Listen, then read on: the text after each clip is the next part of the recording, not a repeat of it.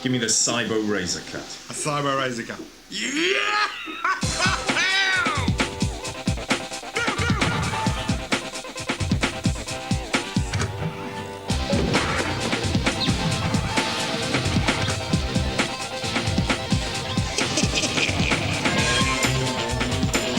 There are over 100 Mega Drive games. They get faster, they get harder. What are you going to do to keep up? Next. To be this good, take Sega. Hey there, Retro Games fans, this is Andy C from Pieces of 8-Bit. So July is now drawing to a close, which means it is time to put another console away and get another console out for our A Month With series. This month we have been playing on the Sega Mega Drive, or the Genesis for those of us in North America.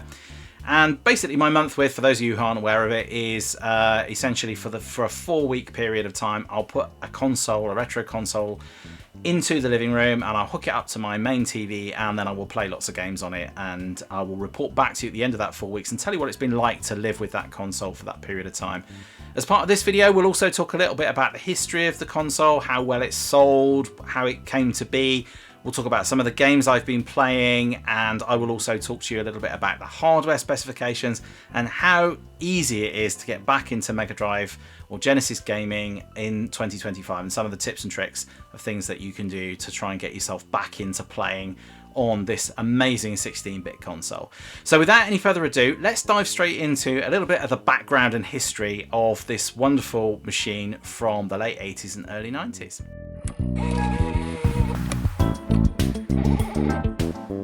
So the Mega Drive essentially came out at a period of time when the console wars, as we sort of know them these days, typically between Sony, Microsoft and Nintendo, this was really the first generation where the console war became a thing. And it happened around the late 80s, and we had Nintendo releasing the Super Nintendo. Well, actually that was in 1990.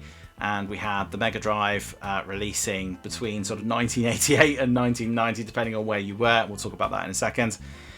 And Sega had already been kind of building on, or wanted to build on, the strength of the Master System, which didn't sell as well as the NES, but certainly made them a real contender in the games console market. So this was the first time really when Sega made a big impact, and the Sega Mega Drive was the best selling console that Sega ever made. And so it was a really big deal. And interestingly, depending on where you were in the world, would depend on who won that particular round of the console war. So just to give you a little bit of history then in terms of how it came to be. So it was based on the Sega's System 16 arcade board, and we'll talk more about the hardware in a moment. Developed by a chap called Hideki Sato, and development started in 1986.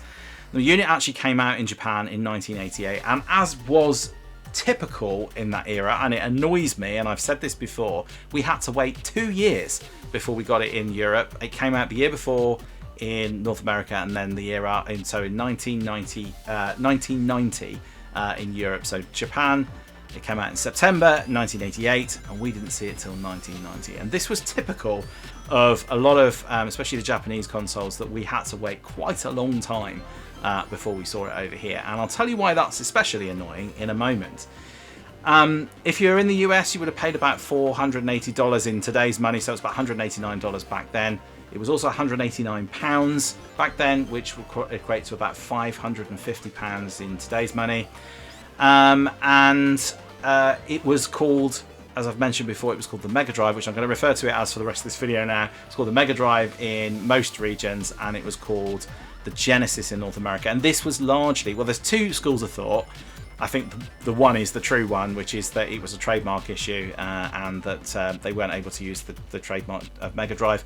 I believe that is true. There is some rumour that the president of Sega in North America didn't like the name Mega Drive and so wanted to call it Genesis, and it's sort of the beginning of gaming, you know, in the 16-bit era and all those kind of things there. But I think genuinely it probably was a trademark issue, because it continued to be called the Mega Drive in Europe a year later when it came out. So it wasn't like they sort of said, oh, let's call it Genesis and then let's stick with that going forward. They called it the Mega Drive everywhere. In terms of sales, The Mega Drive did well. It sold over 30 million units, and it didn't sell as well as the SNES. The SNES sold nearly 50 million units. And in Japan especially, the Mega Drive actually fared quite poorly. It didn't do very well at all, and that was largely because we had the PC Engine there and the SNES, and Japan was fiercely loyal to Nintendo, and so it sold very well. In North America, it was also outsold by the SNES, but by a much smaller margin. And in Europe, in fact, it actually outsold the SNES by a very small margin, in the region of about 8 million units, and there was like hundreds of thousands in terms of units sold difference.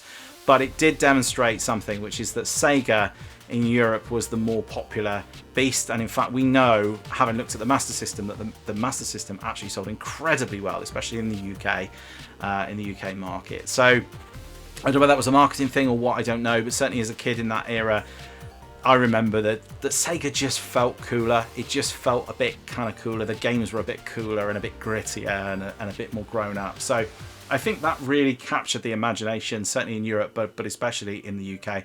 I knew more people that had a Mega Drive than had a SNES, so I think maybe that was testament to it.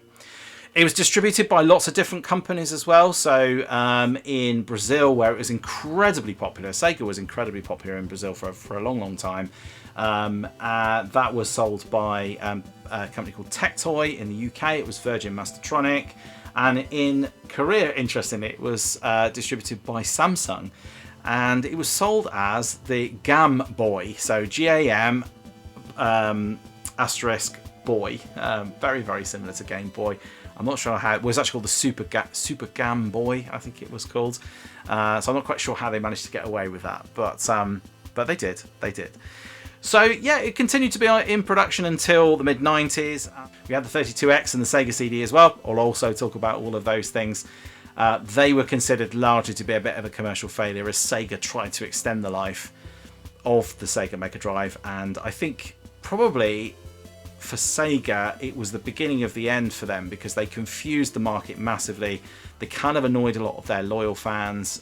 People were a bit confused towards the end of its life whether, you know, the 32X made sense at a time when you'd already got the Genesis around the corner. You know, people were a bit puzzled by that, and I think Sega, given the sort of nature of how they were, I think lost out a lot to Sony. I think the sort of gamers that were playing on the Sega consoles at the time were attracted by the Sony offering, I think, at that point. So Sega kind of victims of their own success in some ways, and also made a lot of interesting decisions which caused them a problem. So we're going to talk about the hardware now, and I will give you a little bit of a rundown of how the hardware compares to the SNES. It's quite interesting, I think, for this particular generation, and yeah, let's lift the covers on this fabulous little unit, and I'll talk to you a little bit about that.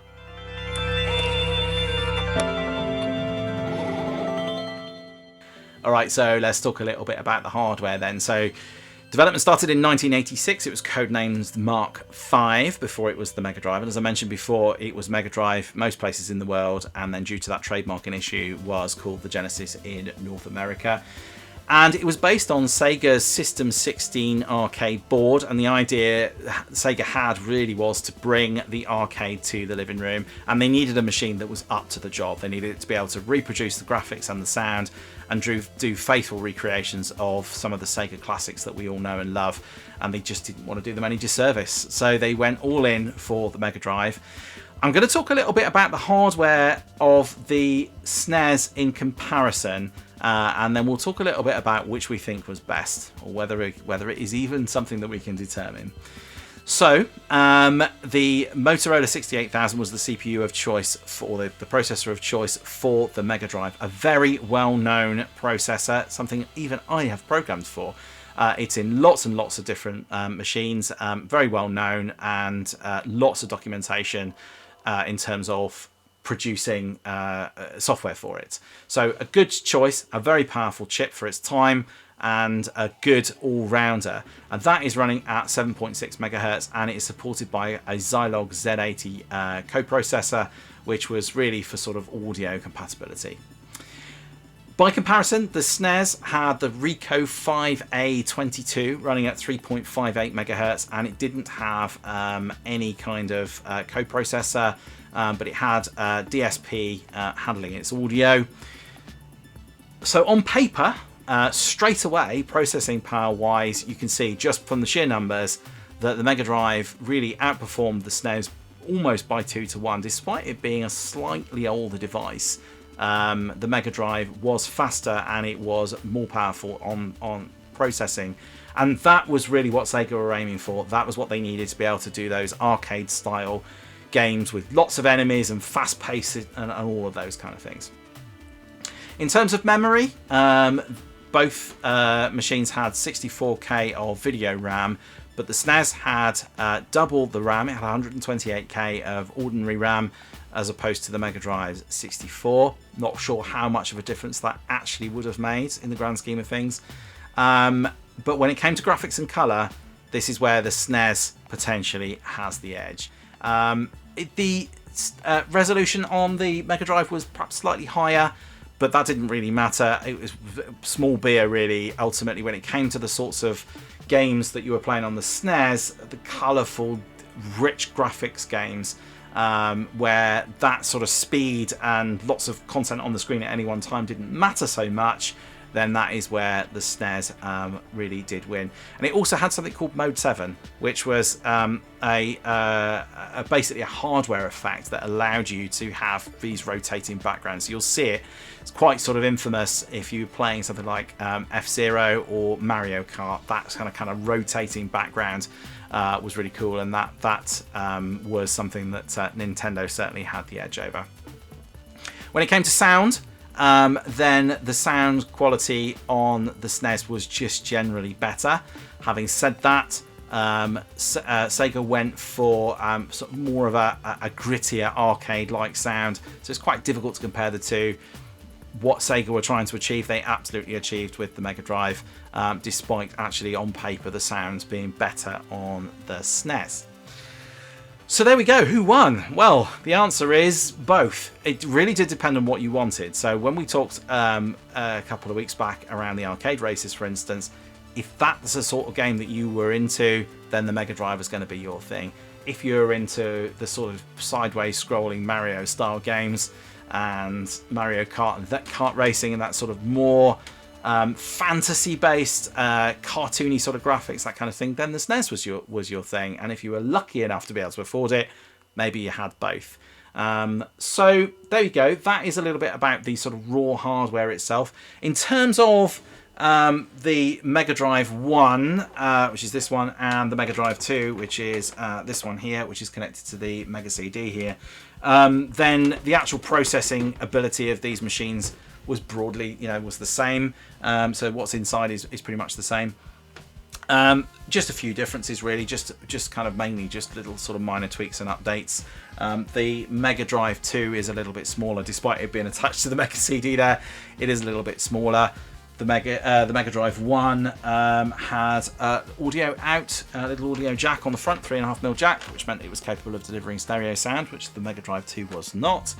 It also had the volume slider for that as well on the top there. But generally speaking, if you're picking one up now, it would really be down to personal preference. You might find a Mega Drive 2 a bit cheaper than a Mega Drive 1. Not entirely sure, even if that is the case. I think they're broadly not a lot different. So that's the sort of raw hardware. In terms of accessories that you could buy for it, there were a few things that Sega did to try and keep the Sega Mega Drive alive for as long as they possibly could, all the way up until the Saturn came out in the mid-90s in 1994. So the first thing that they did was they looked at what was happening in the market, and they understood that, could see Philips had the CDI, we had the 3DO appearing sort of early 90s. So Sega saw that consoles were really heading towards this CD route, and away from cartridges. And so we had the Sega CD, or the Mega CD, which was an add-on. It had its own processor in it as well, because the Mega Drive wasn't up to the job of delivering the sort of CD level graphics. So there was another 68,000 processor in here as well. And the idea was that we had sort of CD-based games, and it would prolong the life of the Mega Drive, but it was expensive. Games were quite pricey as well, and it meant that this really was a little bit of a failure. People saw it more as a concept than as a kind of real finished product, and so that was a bit of an issue. You'll notice as well that on the Sega Mega Drive 1 and the Mega Drive 2, you've got a different design. This is the 2, and this is the slightly, if you're looking for a Mega CD, this is probably the better design to go for. These were largely considered to be a bit more robust. The Mega Drive 1 version, the Mega CD 1, had some issues with reliability, and I think they have some problems with some of the caps going, so make sure you get a good one and make sure you check that it's working first. But the Mega CD 1 is much better looking. It looks much nicer than this, despite I don't mind the look of this, but the first version is cool. It looks really smart. They also had another add-on called the 32X, which came right at the end of the Mega Drive's life, and it was a complete commercial failure. It was expensive, and the idea was that it would try and bring 32-bit gaming to the Mega Drive, which is obviously 16-bit. It didn't work. The market was confused. It was expensive. They only made a handful of games for it, and people were just holding out for the Saturn. And unfortunately, I think what happened was people got so annoyed with it and so fed up with it, and the Saturn was rushed as well due to Sega panicking, that ultimately I think a lot of Sega users went to Sony. And I think ultimately that decision on the 32X and then the rush job on the Saturn really was the beginning of the end for Sega as a console manufacturer. So a real shame, because the Mega Drive was absolutely a standout moment for Sega in the console market, and people thought they'd be around forever. So it's a shame that they're not around anymore. But they had a couple of other interesting things as well. So they also had a couple of interesting cartridges. So we had Micro Machines. I've spoken about this before. This is called a J-Cart. And the J-Cart basically was something that was developed with Electronic Arts, and it enabled you to have four-way gaming, which on a console of this age was pretty unheard of. That was really cool. This is the Micro Machines one, which is by far the best one to use the J-Cart on. So you can plug 4 controllers into there and play four-way. And that was before Nintendo did it for Mario Kart. So that was a good shout. And it was only on the Mega Drive that we had the J-Cart. The other one we also had was this, which was the Virtua Racing SVP. Now, basically, what they did was they put an additional processor. Basically, this is the Sega Virtua processor, and it essentially is a graphics chip, and it allowed you to do 3D graphics processing on the Mega Drive. Essentially, this is doing all the work and then just passing the TV signals through the Mega Drive. This is like a little console in a cartridge for all intents and purposes. It's the only game that made use of this, and it was very, very expensive to buy, but it was a really cool concept. There was something also on the SNES which did something very similar. It wasn't anything like as powerful, but they made more games for it, and there is the I think it was called the Super FX, and they were able to ship more games and make better use of it, and the cartridges were like $10 or $15 more as opposed to double the price of this. But I love the concept of this, I love the idea of it, and I love the ingenuity that came with it. So kudos to Sega for giving it a go. It's a shame we didn't see more of it, but towards the end, this was towards the end of the Mega Drive's life as well, and it was really confusing by the time you got there. And it was still, there was the Master System was still hanging about in the background as well, which, by the way, these devices are also backwardly compatible with the Master System.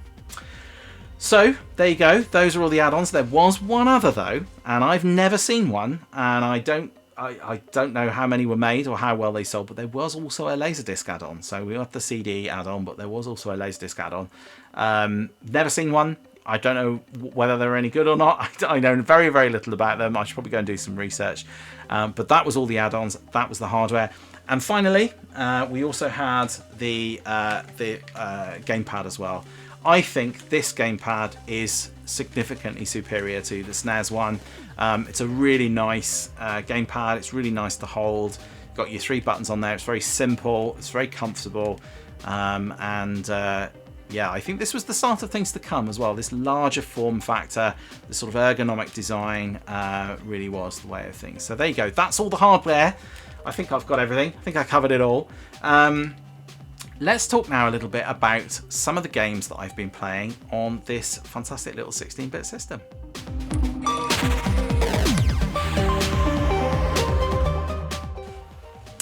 Okay, so games. Shall I say it? I'm going to say it. The games make the console. They really do. And in this instance, it is really true. It's really, really true, because depending on the sort of games you would like, in this 4th gen console war, this 16-bit console war, you would pick your console based on the sort of games that you liked. So I have been playing absolutely loads this month, loads and loads and loads, and I just haven't had enough time to get through everything. So I'm going to try and rattle through all the games that I've been playing as quickly as possible. If you like Sonic or you like your racing games, please do go check out my 2 videos on the icons of racing and all of the Sonic games. I've been playing all of those as well. So those are easy because I played all the Sonics, and just trying to find what the games are. So Outrun, we talked about, Virtual Racing we talked about, and we also talked about Micro Machines as well. I mean Outrun, this is a game that I absolutely adore. I've spent a lot of time playing this, and I also got the PlayStation 2 out and started playing a bit of Outrun 2006 Coast to Coast as well, which is a version of the sort of Outrun 2 game as well. So I've really enjoyed playing on Outrun, absolutely love it, and it's a really nice, faithful recreation of the arcade version of it as well. So if you're getting the Mega Drive out, definitely go and have a check out of that. Mention Virtual Racing, mention Micro Machines. Couple of other racing games as well. Also played a bit of Road Rash 2, which is a fantastic bike game. Notice the different style of cartridge here that Electronic Arts used. I can't remember, it's something to do with licensing, I can't remember exactly why, but their cartridges all look a little bit different. I also had a go at this. I haven't played this game for years. This game's called Hard Driving. I used to play this in the arcade, and it was the first time I played a game that had sort of force feedback steering, and I thought it was absolutely amazing. You had to turn a key to start it, it had a clutch, it had a proper gear stick. Thought it was incredible. Played it again. Yeah, probably best to leave that in the past. Apart from being absolutely terrible at it, it hasn't aged as well as some of the races. I mean, you can go back and play Road Rash 2, you can go back and play Outrun. Those games are amazing. Hard Driving, yeah, that hasn't aged too well, I'll be honest with you. So I've also been playing some of the Strike games. So I've got Desert Strike and Jungle Strike, and these are fantastic games. I used to play these on the Amiga. Absolutely love both of these. They're great fun. They're really hard games, actually. Really, really hard. You've got to spend a lot of time on these. Also Electronic Arts games. So EA at the time. There we go. Look, same cartridge design there. Look, EA were generating some good games back in the 90s. What happened, EA? What did you go wrong? I tease. EA do still make some good games. Maybe in the comments. Yeah, so played the Strike games. I'm quite keen to have a look at the other Strike games. I only ever played Jungle Strike and Desert Strike. I never played Urban Strike or Nuclear Strike or Soviet Strike, so I quite fancy having a go at those one day and seeing what they're like, and maybe I'll do a review of the whole series. But yeah, played those, and obviously I mentioned all the Sonics. I won't necessarily go into detail with those anymore. So we got all of the Sonics, 1, 2, and 3, of course, and then we have Sonic 3D, which is 3D Blast in North America, or Flicky's Island if you're in Europe, in the PAL region. Sonic and Knuckles, unfortunately I don't have a case for Sonic and Knuckles, and this, of course, this was another cartridge funnyism, as you'll see from my video, where you could put another cartridge into the top of this, and you could unlock some additional features, like you could play Knuckles in some of the Sonic games, or you could play some of the little bonus levels as well. I also played Sonic Spinball, very similar to the Master System version, a lot of fun there as well. And then finally, there's just a random selection of other things. I didn't actually play what's on in the background here, so I've got Lion King on the background. I have got Lion King, and I didn't play it because it is, maybe I'll do it one day, is Lion King the hardest game of all time? And I suspect the answer is probably yes, and it's also very, very frustrating. A couple of sports games I played. Sensible Soccer, obviously. Absolutely classic game on lots and lots of platforms. For me, the definitive version of this game is on the Amiga, but the Mega Drive version is also really, really good. I've got the SNES version. This is definitely the superior version to the SNES version. Great fun to play with mates, even now. this game is such a lot of fun. It is a blast. So that's a game definitely worth checking out. And I have a video of that knocking around somewhere. Go find it in my channel list. PGA Tour 96. Now I'm a big fan of the PGA Tour games. Another series of Electronic Arts games that I really like, and I particularly like, for me, the pinnacle is 2004 on the PlayStation 2. That's my favourite of the PGA Tours, Tiger Woods PGA Tour by that point. This game, on the other hand, is dreadful. Absolutely dreadful. I think we managed about 3 holes before we gave in. It's slow to load. It's just not fun to play. Or at least I didn't find it fun to play. Maybe I was doing it wrong, I don't know, but I did not enjoy PGA Tour 96 at all. I'm amazed that they made any after this, because if I'd made PGA Tour 96 and taken one look at it, I would not be working on PGA Tour 97. I would be going, maybe this golf game lark isn't for us. But that's my opinion. I'm sure there's people out there that love this game. I absolutely hate it. It's terrible. For me. It's terrible for me. Played a bit of Jurassic Park. Not the best Jurassic Park game out there. I actually like Jurassic Park on the Game Boy. Yeah, this is a sideways scrolling game. It's okay. It's not my favourite of the Jurassic Park games, but not a bad game nonetheless. James Bond 2. So there's a little video knocking around, I think, from a couple of weeks back in my bit between. I did a little bit of a playthrough of this. This is a fantastic little game. It's really, really hard, actually. And it's on lots and lots of different platforms. Again, I enjoyed the Amiga version the most, but the Mega Drive version is also really, really good. Another Electronic Arts game and another absolute die-hard classic. Maybe there's a feature. I feel like there's another feature coming there, don't you? James Bond 2, codename Robocod. Fantastic game. Played quite a lot of that over these last 4 weeks. And finally, the Marmite game, and this is a beautiful copy I got from Retrosect over in Tewkesbury. It's in really good condition, and yeah, the manual is all sealed up, and it's absolutely lovely. Yeah, Echo the Dolphin, on the other hand, I don't mind it, but a lot of people find it incredibly frustrating, and I have a limited amount of patience for this game. But you know, I did a review of it some time ago. Probably long enough ago for me to cringe at the videos, but yeah, go check it out. I don't mind this game. I like the idea of it. It was quite different and unique, and it was quite cool the way it looked, and the music and everything else like that was kind of cool. So yeah, had another look at this.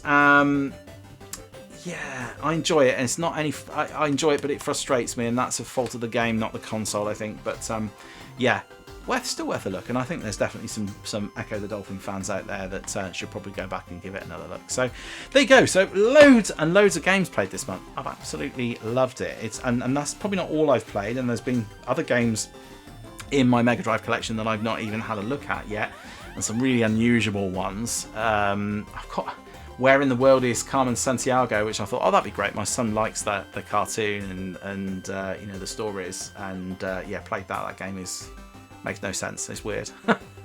I don't think it was a AAA game. It's just something I saw somewhere and went, oh, I'll have that, and I think I paid about £3 for it. It wasn't a lot. So yeah, loads of games. I've got Lemmings in there, which I wanted to get around to. Fantastic game. Didn't quite get around to that. That feels like a game I will do when I review the Amiga 500, perhaps next year or later this year. That's a game I think that needs a mouse, but I never quite got around to playing that. So there's loads of things I wanted to play, never quite got around to. And of course, I also bought the Sega Mega Drive Mini as well, which also has a few games on it as well that I don't have in my cartridge collection. So there you go, loads of really fun games. So yeah, lots of things to play on the Mega Drive. So let's go and have a little talk now about how we can get you back into the world of Mega Drive gaming in 2025.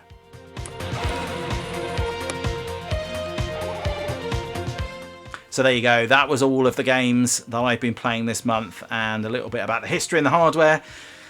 So if you're interested in that, if that appealed to you, and you're thinking to yourself, I'd quite like to get back into some Mega Drive gaming in 2025, what do I need to do to get on board with all of that? Well, obviously the answers to this question now, as I do each of these month with series, is quite similar from month to month. Obviously the options are broadly the same, but there are a few little key differences. So we will cover that topic again, and I'll just give you some ideas about how you can get back into Mega Drive gaming. There are a few additional options here as well that are open to you. So the first one I always talk about is obviously actually picking up a Mega Drive yourself. So you can obviously go and find one of these. I picked this up from a gaming shop up in Birmingham. They're very robust machines, these old 16-bit machines. There's not so much to go wrong with them. And so you can still find them. They were popular, especially in the UK, they were very popular anyway, so you can still find them around. If you go to a gaming fair, if you go to your local CEX, if you go to your local second-hand game dealer, you will find a Mega Drive somewhere. They're not that hard to find, and they're pretty robust. If you go to a company like CEX, they'll offer you a bit of a warranty as well, which is really, really nice for these old machines. But you can pick yourself up one, and they're not that expensive. I think I've got a couple of games with this, and I paid less than £100 for the Mega Drive. And this is also a chipped one, so this has the ability to play Japanese cartridges on it as well. So that was an extra bonus, which I hadn't actually anticipated on getting.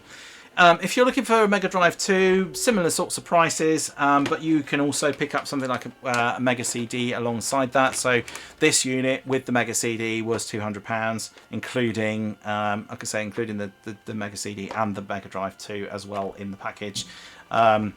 Obviously another controller with that, which is quite handy. So if you're looking for a Mega CD, the Mega CD 2s are cheaper than the Mega CD 1s. You might pay £200 or £300 on its own for a Mega CD 1.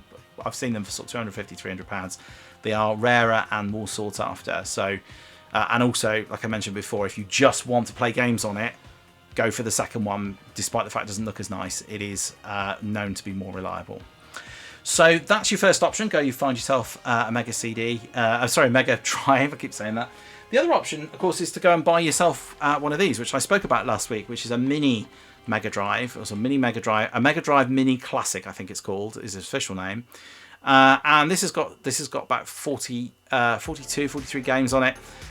There is a Mega Drive 2 version of this, which has 53 games plus 7 unreleased games on it as well.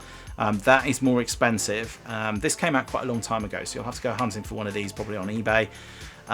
You can find them in CEX as well, and you'll pay probably in the region of about £70–80 for this. If you hunt around on eBay, you can find a bargain for less than that.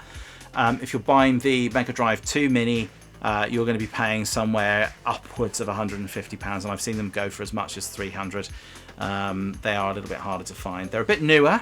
So this was 2019. The Mega Drive 2, I think, came out. The Mega Drive 2 Mini came out, I think it was 2023. So a bit more recent, but for some reason more expensive and harder to find. But you can find them. So that is another option as well. Obviously, the downside of that is you're limited to whatever you can play on here, whatever the games are included. You can't sideload games onto this. So the games that are on here is the games that you're going to be able to play, and that is it. Okay, so lots of options so far. Obviously, we have our emulator option, and the Mega Drive probably is one of the one of the longest emulated consoles out there. I started emulating Mega Drives, probably the first sort of foray into sort of emulation and retro gaming. This would have been well over 20 years ago, maybe even longer. And I used to play on something called the Genesis, which was an emulator that no longer exists. But there are Mega Drive emulators out there, and if you get something like OpenEMU or Launchbox, the Mega Drive emulators are included in there. You can find the ROMs online for the cartridges that you've got, and you can just get those loaded. There's no BIOS involved or anything else like that. They work great. They emulate really well. You don't need lots of hardware spec to emulate. And there are lots and lots of ROMs available out there on the web to get some of your slightly more obscure ones, and you can load them up in there, and they work great. So emulation is a really, really good bet, and you can emulate on lots of different devices. So I've got it emulated behind me here. So this is an emulator running Lion King, and we've also got an emulator behind me here on the Raspberry Pi 4 as well, which runs really, really well, and it'll even emulate on something as low powered as a Pi Zero as well. So I've got a GPI case, and it runs on there perfectly well as well. So emulation, a really, really good shout, and very, very easy to do for the Mega Drive. There is also emulation on sort of more legitimate emulation. So on the Nintendo Switch, for instance, you also have, there's also the Mega Drive emulator on here, which comes as part of your Nintendo Online subscription. So you can go and have a look at that. There's quite a few games on there, and Nintendo this is crazy to even say it in this day and age, Nintendo are adding games on there all the time. So there's quite a good selection of games on there. If you want to go play Sonic and you have a Switch and you've got an online account, that might be all you need to do. You don't even need to bother with an emulator or buying a device. Just go turn on your Nintendo Switch, and there is a glut of second-hand ones of Nintendo Switch ones out in the market at the moment. I can't for the life of me think why that might be. So that's the other option, and there is one final option, and that is that when it comes to games on things like the PlayStation 2 and 3 and that kind of thing, Sega had loads of compilation classic games. So you can go and buy, there's a Mega Drive compilation classics on the PlayStation 2, for instance. You can go and buy it, and there's a load of games for PlayStation 2 on there.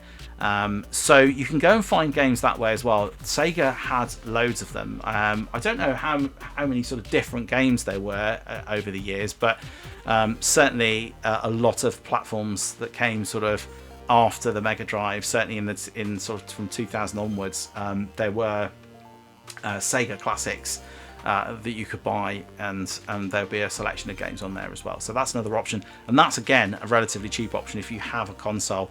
Go out and have a look for some of those compilations, and of course a lot of the games didn't even come on compilations, they were just remastered. Sonic especially has been remastered like 1,000 times, so you could buy like a Sonic Classics game and it'll have all of the old Sonics on it. You can buy them all over the place. So there's lots and lots and lots of ways of getting back into Sega gaming, especially, but certainly if you're into Sonic and some of the bigger titles. But there are also lots and lots of good ways of getting back into it, especially through emulation, of playing some of those slightly more obscure titles if that's what you're after. So there you go, lots of options. One final point just to mention as well is that in terms of getting these devices hooked up to the TV, it can be somewhat of a challenge. I've actually found the Mega Drive 2 to be a bit easier because the lead that I have has SCART on it. I use something called an OSSC, which is basically a sort of an input. You basically can plug anything into it and then it'll send an HDMI output to the television. There are a number of options for that. I've spoken about them many times before. The Mega Drive 2 generally I found a bit easier. The Mega Drive 1 only came, I don't think it comes with like a component or SCART style output. I think you only get composite, which is not as good quality, but you can still get signals out of here on that, and also you've got your RF as well, so you've got your RF output if you've got a TV that will support that, which is a slightly more unusual approach to take in this day and age. But if you've got an analog television, you can also use the RF output as well. So lots of things to think about there. But hopefully that gives you some ideas about how you might want to get back into Mega Drive gaming. So that is just about all of it. I'm just going to talk now a little bit about what it's been like to live with for the last 4 weeks or so, and I'm going to tell you what console is coming up next month.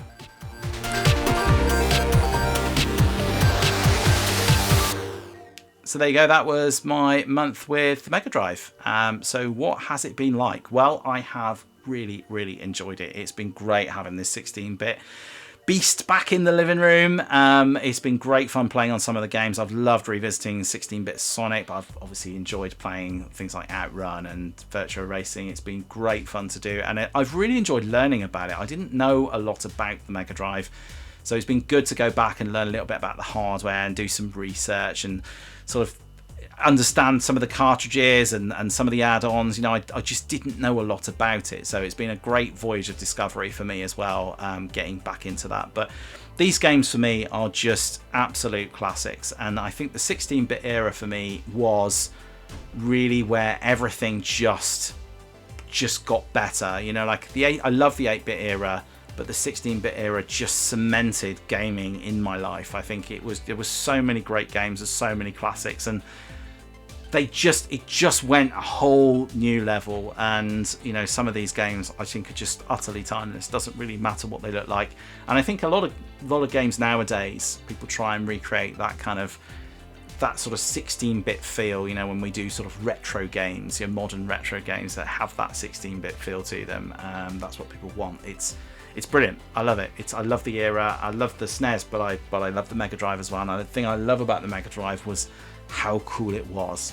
It felt like something more than just a toy. It was cool. and the games on it were grittier, and it was like having the arcade in your home, and that was cool. And as a kid, yeah, it was brilliant, absolutely brilliant. So really loved that, and I definitely would implore anybody who has any memories of the Mega Drive, or even if you don't, to go check it out.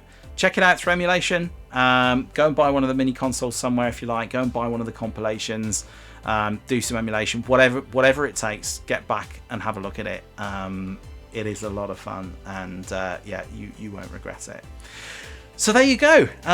So the next thing I need to talk about is what's coming up next, and this console is going to be a handheld. And the reason why I have picked this console is that by the end of this, well, by the end of the next month, by the end of August, it will be almost exactly 20 years since I queued up Outside Game in my hometown at midnight and waited for the launch of this particular console. And the reason I was waiting for it, I don't normally do this. I've had consoles on launch days before, but I've never queued up for anything at midnight for a launch except this one thing. And the reason I did that was because I was traveling and I wanted to take it with me. And that console is none other than the Sony PSP.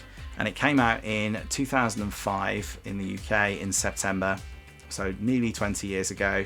And I absolutely love this little device. This is the PSP 3000. I had the original launch PSP 1000. I'll tell you all about this over the next 4 weeks, and we will play lots and lots of games. I've already, to be honest with you, I couldn't wait to get started. I've already started playing some games on this. I love this game. It's my biggest gaming regret when I sold it. I sold my original one. I had loads of games for it, and I sold it, and I got practically nothing for it. And as soon as I sold it, I was absolutely mortified, and I just should never have sold it. And yes, but now I have another one, and now I have more games on it, and I love it. I think it's, in my opinion, one of the best, if not the best, handheld console there's ever been. Certainly for its time. I love the Nintendos, but I love the PSP more, and I will be talking all about that. And I am traveling next month as well, so that's part of the reason why I wanted to do it. So not only has it been 20 years, but I am also traveling, so I wanted to take it traveling with me like I did with the Game Gear way back when, and just see what it's like to travel with 20 years on. So fond memories of this little device, and yeah, I am really excited to get stuck back in with the PSP. Absolutely brilliant, absolutely brilliant. So there you go, that is coming up next month, so that is my next month with, and yeah, that's probably about it for today. Obviously stick with the channel for our usual bit-betweens and my weekly shorts as well, when I'm just doing a 1-minute short of some of the gameplay that I've done over the last sort of 14-16 months, and just condensing that down, just a little bit of a nostalgia trip there as well, so keep your eyes open for that. And yeah, that's probably about it for today. So if you enjoy these videos, please do hit that like and subscribe button. Do really appreciate your support as always. Thank you for sticking with me. I appreciate it's been a long one today. Lots and lots of stuff for me to cover. But yeah, that probably just leaves me to say I'll see you around. Please all take care of yourselves. And yeah, bye for now.